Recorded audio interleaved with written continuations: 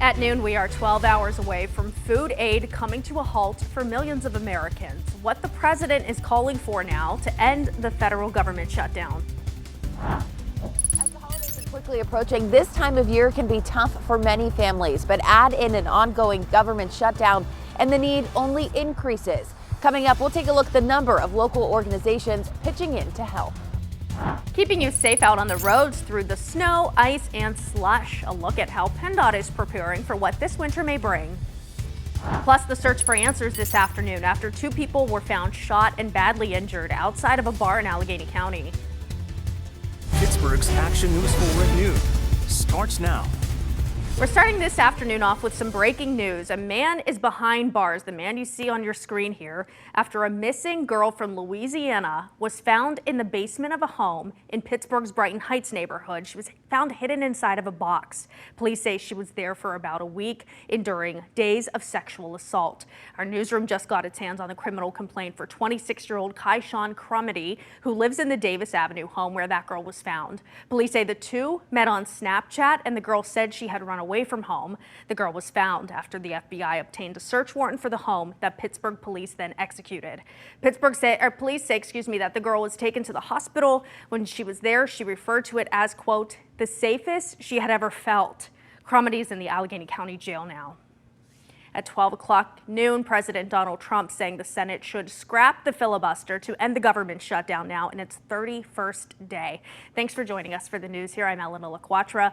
Federal food aid runs out tomorrow. We've been warning about this for weeks, and people are signing up for health care this weekend are now expected to face much higher premiums. We have team coverage on this big story, looking at both the local and national implications, but we're going to start things off with Washington correspondent Rachel Hersheimer on Capitol Hill with the impacts across the board.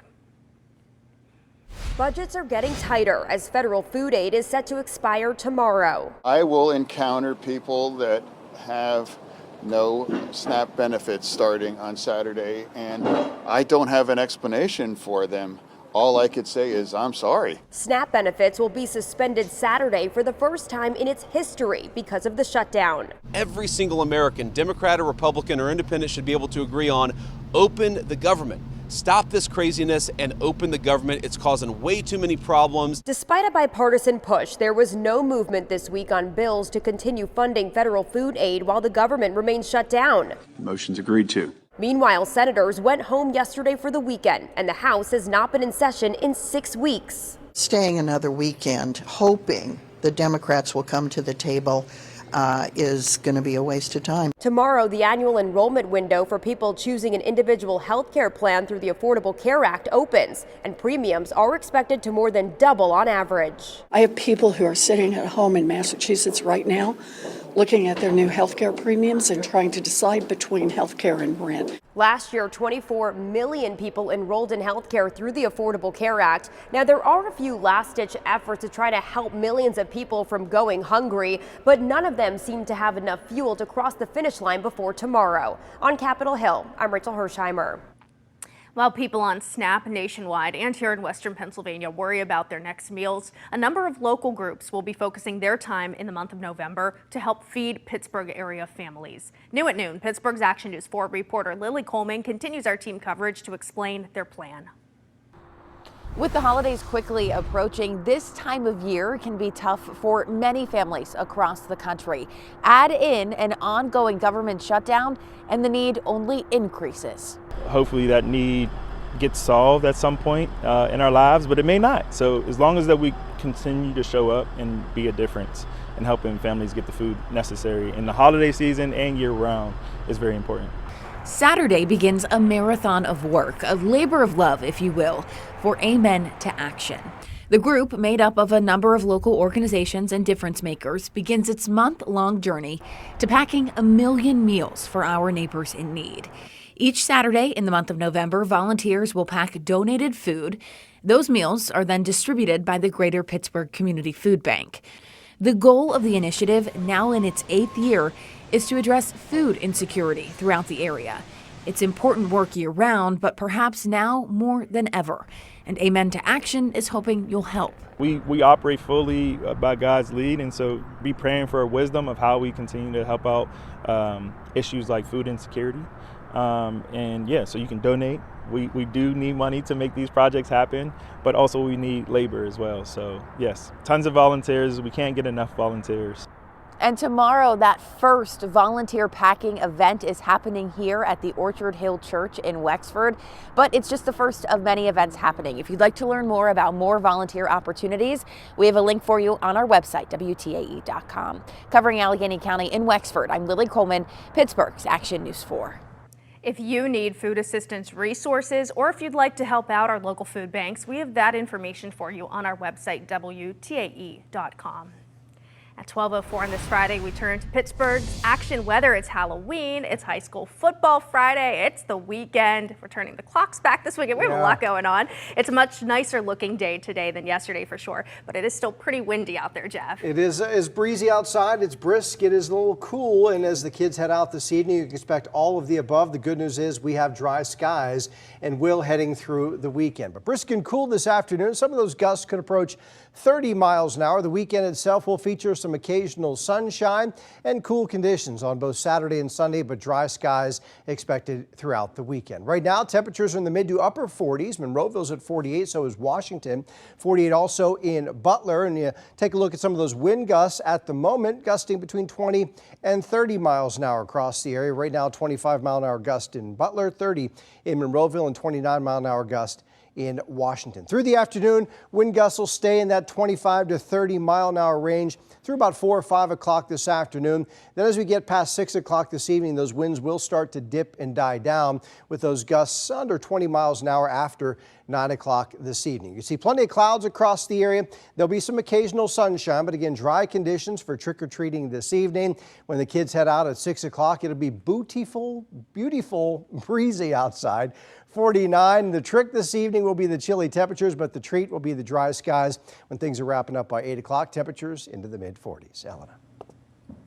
It won't be long before the Pittsburgh area will look a little bit more like this. Snow falling onto the roadways and impacting your commutes. Covering Allegheny County this afternoon, Pittsburgh's Action News 4 reporter Ava Rash gets an update from PennDOT about its plans to keep drivers safe this winter.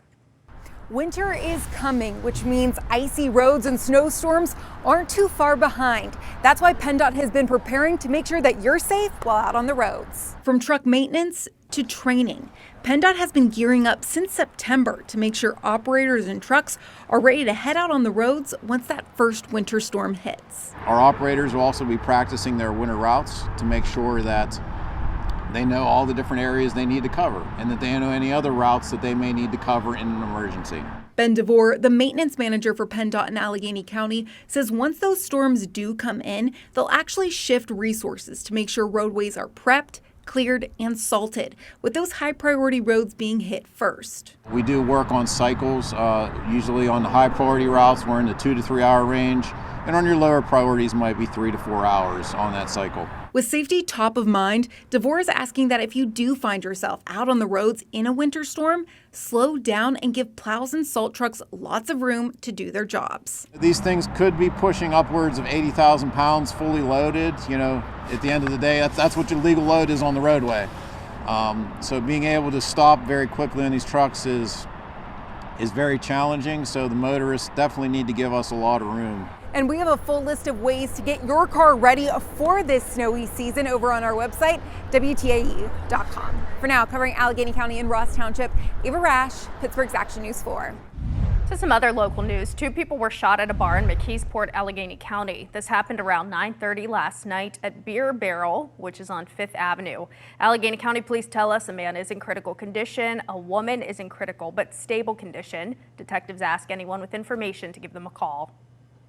Only Pittsburgh's Action News 4 getting a look at the damage to a Fayette County home after police say a man forced his way in and nearly beat a woman to death and then tried to set her home on fire. We told you on Wednesday about the charges against Anthony Boyer.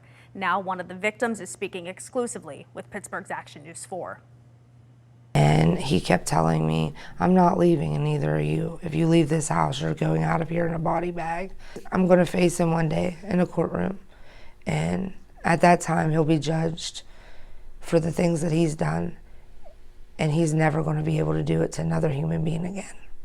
Shields says Boyer beat her with a bat and a tire iron. Her mother was also assaulted and is expected to need surgery. Boyer faces nearly 50 charges related to this incident. Pittsburgh public school leaders share preliminary plans to close 9 school buildings over the next few years. Last night, they presented their Future Ready Facilities Plan. That's what they're calling it. It was developed from 8 specific board requests covering areas of focus like the plan's financial impacts and transportation. Leaders say this plan would cut daily bus trips by about half, also reduce ride time. It also covered staffing. District leaders said they're not anticipating a high number of furloughs with reassignments and current vacancies in mind. According to the presentation, closing 9 schools would save the district nearly $103 million in future facility costs. Some board members and parents tell us they still have some questions. I do know where my daughter would go to school, but I still don't know how the district plans on her to get there. 40 schools closing was supposed to get to equity. How are these 9 schools going to get us to equity?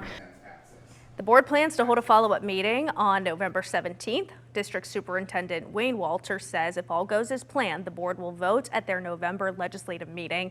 If approved, the plan would be fully implemented starting next school year. Commitment 2025 coverage for you now. We are just 4 days away from the general election. A number of ballot return sites open today in Allegheny County. Those locations are shown right here on your screen. These are for people who received a mail-in or absentee ballot and then want to return them in person. Today and Monday, the locations are open 11 in the morning until 7 in the evening. This weekend, they're open 9 in the morning until 5 in the evening. 12:10's the time now, and another win for the Penguins, beating the Wild last night in Minnesota. The Pens have points in 8 straight games and own the most points in all of hockey with 18, as they have won 8 of their first 12 games. Last night, Brian Rust had the go-ahead goal in the 3rd period and later assisted on an insurance goal from rookie Ben Kindle. The Pens win it 4-1. We're taking each day as it comes. I don't think we're trying to get too far ahead of ourselves, and I think we're having a lot of fun with it. The good and the bad, trying to learn from the bad. I'll learn from the good too. I think we're just trying to have as much fun as possible. The Penguins are in Winnipeg tomorrow for a 3 o'clock in the afternoon face-off with the Jets. Pittsburgh's Action Traffic now with an early heads up for drivers for next week. A partial closure of P.J. McArdle Roadway on Monday, Tuesday, and Wednesday from 8:30 in the morning until 1 in the afternoon each day. McArdle between Grandview Avenue and the Liberty Bridge will be closed. This will allow crews to do some annual serving work like clearing debris and leaves. Royal family fallout involving the brother of King Charles III, his decision to strip Queen Elizabeth's 3rd child of the rest of his royal title. In addition to trick-or-treating this evening, it's high school football playoff time in Western Pennsylvania. Our game of the week is TJ hosting Mars, 7 o'clock kickoff. Brisk and cool, 49 degrees when the game's wrapping up, temperatures into the mid-40s. I'll break down your complete weekend forecast, the first one of November, coming up in a few minutes.